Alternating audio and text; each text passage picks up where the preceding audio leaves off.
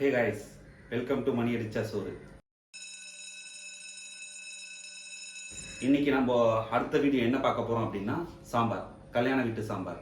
So எல்லாருக்கும் ஒரு ஃபேவரட்டான சாம்பார் பார்த்தா இந்த கல்யாண வீட்டு சாம்பார். ஸோ இந்த கல்யாண வீட்டு சாம்பார் செய்யறதுக்கு ரெண்டு விதம் இருக்கு. ஃபர்ஸ்ட் நம்ம அதுக்காக ஒரு மசாலா அரைச்சிக்கணும், அதுக்கப்புறம் தான் நம்ம சாம்பார் வைக்க முடியும். இதுக்கான தேவையான பொருட்கள் என்னென்ன பார்க்கலாம். ஸோ ஃபர்ஸ்ட் இந்த மசாலா அரைக்கிறதுக்கு நமக்கு தேவையான பொருட்கள்: வெந்தயம் 1/2 டேபிள் ஸ்பூன், பெருங்காயம் 5 கிராம், கடலைப்பருப்பு 25 கிராம், தனியா 25 கிராம், காஞ்ச மிளகாய் 20 கிராம், மஞ்சள் தூள் தேவையான அளவு. இதுதான் மசாலா அரைக்கிறதுக்கு. ஸோ இந்த சாம்பாருக்கு தேவையான பொருட்கள் என்னென்ன பார்த்துக்கலாம் வாங்க. சின்ன வெங்காயம் 150 கிராம், துவரம் பருப்பு 200 கிராம், தக்காளி 2 மீடியம் சைஸ் தக்காளி, முருங்கைக்காய் 2 முருங்கைக்காய், புளி 25 கிராம், அதாவது ஒரு பெரிய நெல்லிக்காய் சைஸில் போட்டிருக்கேன். வெல்லம் கொஞ்சோண்டு, ஏன்னா அந்த ஃப்ளேவரை எடுத்து கொடுக்கறதுக்காக நம்ம வெல்லம் யூஸ் பண்ணுறோம். நெய் 1 டேபிள் ஸ்பூன்.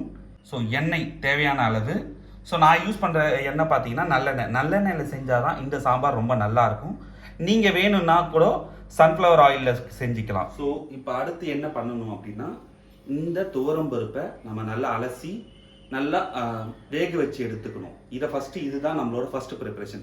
ஏன்னா இந்த மசாலா நம்ம ரெடி பண்ணும்போதே இந்த துவரம் பருப்பை நல்லா கழுவி ஒரு 20 நிமிஷம் 25 நிமிஷம் ஊற வச்சு அரைச்சி எடுத்துட்டோம்னா இது ஒரு சைடில் ரெடியாக இருக்கும். ஸோ இதை நம்ம வேக வைக்கிறதுக்கு கொடுத்துடலாம். அட் த சேம் டைம் நம்ம இந்த மசாலா அரைக்கிறது எப்படின்னு பார்த்துடலாம். ஸோ வாங்க இப்போ மசாலா எப்படி அரைக்குதுன்னு பார்த்துடலாம். ஃபஸ்ட்டு ஸ்டவ்வை பற்ற வச்சுக்கிறோம். ஸோ ஸ்டவ்வை பற்ற வச்ச உடனே ஒரு 2 ஸ்பூன் நல்லெண்ணெய். இந்த நல்லெண்ணெய் காஞ்ச உடனே நம்ம ஃபஸ்ட்டு ஆல்ரெடி சொன்ன மாதிரி 1/2 ஸ்பூன் வெந்தயம். இது வந்து பார்த்தீங்கன்னா ஒரு 3 ஸ்பூன் வரும் உங்களுக்கு. நான் ஆல்ரெடி சொன்ன மாதிரி 25 கிராம் கடலைப்பருப்பு. நீங்கள் ஸ்பூனில் வீட்டில் எப்படி கணக்கு பண்ணுறது, எனக்கு கிராம் கணக்கு தெரியலையே அப்படின்னா 3 ஸ்பூன் கடலைப்பருப்பு. இது 25 கிராம் தனியா. இதை தான் ஃபஸ்ட்டு நம்ம போடணும். ஸோ எண்ணெய் காயட்டும். ஸோ இப்போ எண்ணெய் காஞ்சிடுச்சு.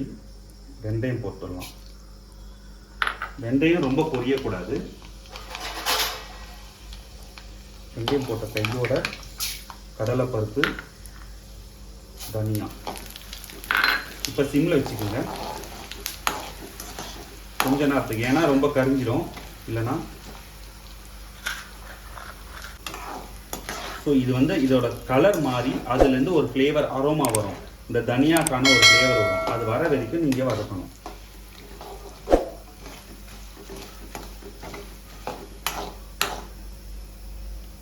ஸோ இப்போ பார்த்தீங்கன்னா அது கலர் சேஞ்ச் ஆக ஆரம்பிச்சிச்சு. காஞ்ச மிளகாய், ஸோ பெருங்காயம். நாம் ஏன் இடித்த பெருங்காயம், அந்த கட்டி பெருங்காயம் போடுறோன்னா இதுதான் உண்மையான அந்த ஃப்ளேவர் கொடுக்கும். அந்த மற்றதெல்லாமே அந்த ஃப்ளேவர் ரொம்ப கொடுக்காது.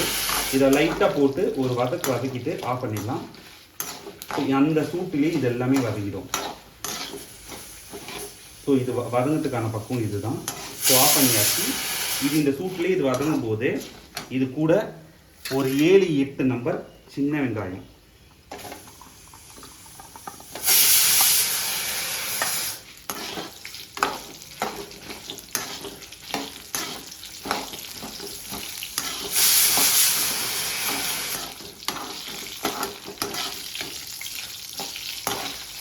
ஸோ இப்போது நம்ம மசாலா ஆறிடுச்சு. இது அரைக்கிற பக்குவம் என்ன அப்படின்னா, ஸோ மசாலாவுக்கு கொஞ்சோண்டு தண்ணி விட்டு, ரொம்ப தண்ணி வேணால், லைட்டாக தண்ணி விட்டு அதில் ஒரு 1/2 ஸ்பூன் மஞ்சள் போட்டு நம்ம நல்லா மைய அரைச்சி எடுத்துன்னு வந்துடும். ஸோ இப்போ சாம்பார் செய்ய ஆரம்பிச்சிடலாம்.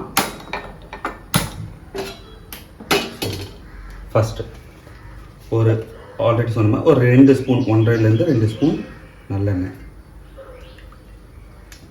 போதும். ஸோ எண்ணெய் காஞ்ச உடனே கடுகு போட போகிறோம். கடுகு பொரிஞ்ச உடனே சின்ன வெங்காயம். ஸோ நிறைய பேர் நினைக்கலாம் நம்ம என்ன இந்த குழம்புக்கு சாம்பாருக்கு வந்து மிளகாத்தூளே சொல்லலையே, மிளகாத்தூள் எந்த மசாலா தூளும் சொல்லலையே. ஏன்னா நான் அரைச்ச மசாலாலேயே எல்லா ஃப்ளேவரும், காரம், உங்களுக்கு தேவையான எல்லா மசாலாவும் அதுலேயே இருக்கும். இதில் நம்ம கடலைப்பருப்பு எதுக்காக யூஸ் பண்ணோம்னா, நம்ம அந்த கல்யாண சாம்பார்லலாம் பார்த்தீங்கன்னா உங்களுக்கு ஒரு சின்ன திக்னஸ் கிடைக்கும், கொஞ்சம் திக்காக இருக்கும்.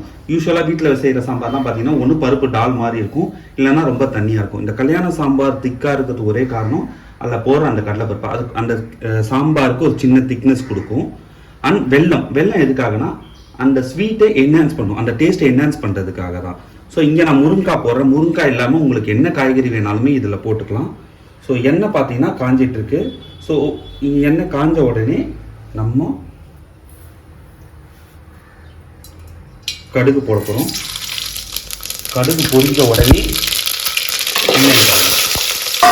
சின்ன வெங்காயம் வதங்கணும். சின்ன வெங்காயம் வதங்குற பக்குவம் பார்த்தீங்கன்னா நல்லா ஒரு நம்ம வெங்காயம் வதக்கணும் தெரியுமா, நார்மலாக ஒரு பிரியாணிக்கு இல்லை சமையலுக்கும். ஸோ அது வந்து நல்லா வெந்து ஒரு பழம் மாதிரி இருக்கணும், நல்லா வெள்ளையாக இருக்கணும். அந்த மாதிரி வரும்போது அந்த பக்குவம் வந்த உடனே நான் உங்களுக்கு காட்டுறேன். ஸோ அது வதங்கிட்டு அதுக்கப்புறம் நம்ம பார்க்கலாம். ஸோ சின்ன வெங்காயம் பார்த்தீங்கன்னா இதுதான் பக்குவம். இந்த அளவுக்கு வந்த உடனே நம்ம நெக்ஸ்ட் வந்து முருங்கைக்காய் போட போகிறோம். முருங்கைக்காய், வெட்டி வச்சிருக்க தக்காளி, இதெல்லாம் போட்டு ஒரு வதக்கிட்டு இதுலேயே புளி தண்ணி ஊற்ற போகிறோம். இந்த புளி தண்ணி ஏன் ஊற்றுறோம்னா, அந்த புளி தண்ணி வெந்து அந்த பச்சை வாசனை போயிட்டு அதுலேயே இந்த காயெல்லாம் வெந்துடும். ஸோ இது வேகத்துக்கான தண்ணி ஊற்றுறோம். இந்த காய்கறி, இந்த புளி தண்ணி வேகணும், முருங்கைக்காய் வேகணும். இது கூடவே நம்ம மஞ்சத்தூளும் போட்டுக்குவோம். ஸோ இங்கே மஞ்சத்தூள் ஏன் போடுறோம் அப்படின்னா, இதில் தான் வந்து உங்களுக்கு அந்த ஃப்ளேவர் வரும். ஸோ மஞ்சத்தூள், உப்பு. ஸோ உப்பு எனக்கு ஏற்ற அளவுக்கு நான் போட்டுக்கிறேன். இது வெந்த உடனே நான் உங்களுக்கு காட்டுறேன். ஸோ முருங்கைக்காய் வெந்த உடனே நம்ம இந்த முருங்கைக்காய் நல்லா வெந்துச்சுன்னா அதுக்கப்புறம் நம்ம பருப்பு சேர்த்துட்டு கொதிக்க விடலாம். அதுக்கப்புறம் கடைசியாக அந்த மசாலாவை சேர்த்துக்கலாம். இப்போது நம்ம அந்த வெல்லமும் கொஞ்சம் போட்டுக்கலாம். ஸோ இது வேகட்டும், வெந்த உடனே பார்க்கலாம். ஸோ இங்கே பார்த்தீங்கன்னா வெந்துருச்சு முருங்கைக்காய். ஸோ இந்த பக்கம் வந்த உடனே நம்ம பருப்பு தண்ணி ஊற்றிடலாம். பருப்பு வேக வச்சு தண்ணி. ஸோ இது வேகத்துக்கு எவ்வளோ நேரம் ஆச்சுன்னா மேக்ஸ் பார்த்தீங்கன்னா ஒரு 10லேருந்து 12 நிமிஷம் அவ்வளவுதான் உங்களுக்கு இந்த முருங்கைக்காய் வேகத்துக்கு ஆகும். ஸோ இப்போ இதுக்கப்புறம் இது ஒரு கொதி வந்த உடனே நம்ம அரைச்சி விட்ட மசாலாவை போட்டுக்கலாம்.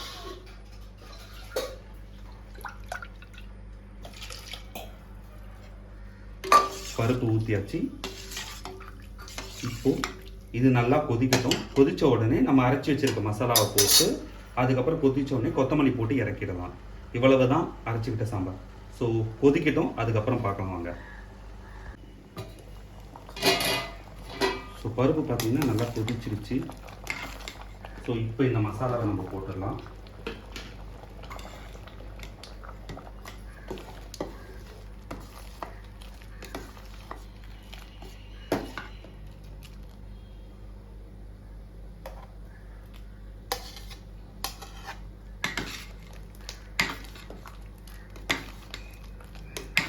இப்போ உங்களுக்கு போட்ட உடனே தெரியும், அந்த கலரே மாறி இருக்கும். உங்களுக்கு அந்த சாம்பாரோட மசாலாவோட கலரே மாறி இருக்கும். ஸோ இதை போட்டுட்டு கொஞ்சமாக நம்ம தண்ணி ஊற்றிக்கலாம். ஏன்னா இல்லைன்னா ரொம்ப திக்காயிடும். ஏன்னா ஆல்ரெடி நம்ம பருப்பு போட்டுருக்கோம். ஸோ இப்போ இது வந்து கொதிக்கணும். நல்லா ஒரு கொதிச்ச உடனே இறக்கிட வேண்டியது தான். ஸோ இப்போ பார்த்தீங்கன்னா சாம்பார் நல்லா கொதிச்சிடுச்சு, ரெடி ஆகிடுச்சு. இங்கே வாசனை வருது நல்லா அந்த அரோமா. ஸோ நெக்ஸ்ட்டு ஒரு ஸ்பூன் நெய் ஆஃப் பண்ணிடலாம். ஆஃப் பண்ணிவிட்டு ஒரு ஸ்பூன் நெய், ரொம்பலாம் வேணாம், ஒரே ஒரு ஸ்பூன். இது எதுக்காக அப்படின்னா அந்த ஃப்ளேவரை இன்னும் கொஞ்சம் தூக்கி கொடுக்கும், அந்த சாம்பாருக்கு ஒரு ரிச் ஃப்ளேவர் கொடுக்கும், அதுக்காக தான். கொத்தமல்லி போட்டு அவ்வளோதான். சாம்பார் ரெடி ஆகிடுச்சு. நான் டேஸ்ட் பண்ணிவிட்டு உங்களுக்கு சொல்கிறேன். ஸோ கல்யாண ஸ்டைல் அரைச்சி விட்ட சாம்பார் ஏன் ஸ்டைலில் ரெடி. டேஸ்ட் அடிப்பொலியாயிட்டு உண்டு. செம்ம டேஸ்ட்டு. நீங்களும் செஞ்சு பாருங்கள். இந்த வீடியோ உங்களுக்கு பிடிச்சிருந்தா லைக் பண்ணுங்கள், கமெண்ட் பண்ணுங்கள், உங்கள் ஃப்ரெண்ட்ஸுக்கு ஷேர் பண்ணுங்கள், அண்ட் மறக்காமல் சப்ஸ்கிரைப் பண்ணுங்கள். இன்னொரு வீடியோவில் பார்க்கலாம் வாங்க.